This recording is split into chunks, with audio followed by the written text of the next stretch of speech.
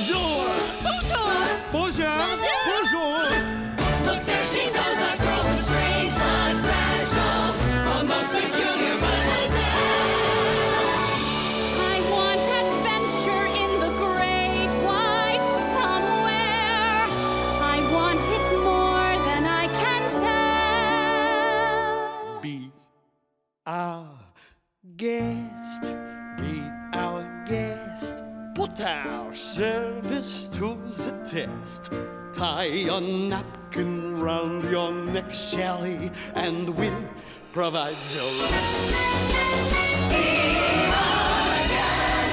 our guest. Our command is your request. It's been years since we've had anybody here, and we're obsessed.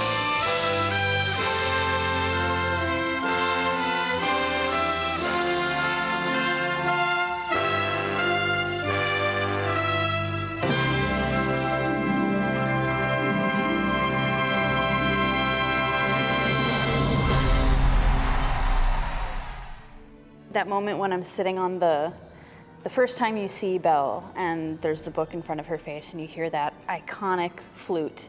Doo-doo-doo, doo-doo-doo. I get chills every time. I'm like, oh, here we go. A tale as old as time is lighting up the stage in North Charleston. Disney's Beauty and the Beast, the musical, is in town for a limited run, and it's nothing short of magical. We caught opening night and were blown away by the vocals, the dancing, the costumes, and the sheer scale of the production. We were lucky enough to catch up with the stars Kira Bell Johnson and Fergie Philippe, who played Belle and the Beast. Kira's vocals left the audience speechless. Her range and emotion brings Belle to life. I grew up with this film and these songs in my head, and that opening sequence of Belle and the villagers running through the village, it's so dreamy, and to get to do it and hear everybody sing it around me and be walking through all these people is just like a playground. Honestly, I have the time of my life every time we do it.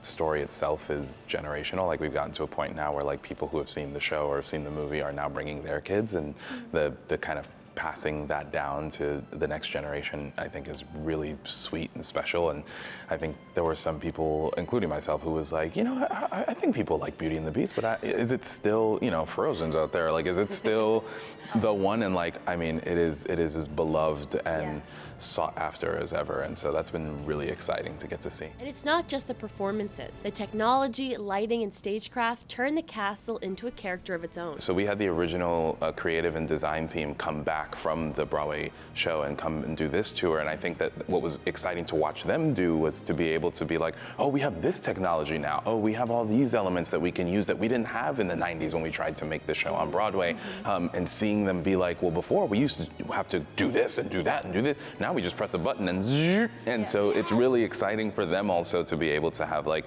a new relationship to the way that they were engaging with everything. It's incredible to see the transformation these actors undergo. From voice to movement to makeup, everything works together to create pure stage magic. The first time I put on like the leather jacket that he gets to wear and just putting it on, I remember being like, ooh, this is really cool. And then there's a feature in the back where you can actually like flip the collar up, and then they put a piece in it so that it stays up. And when that came up, I felt like I just heard horns in my head, and I was like, I am him.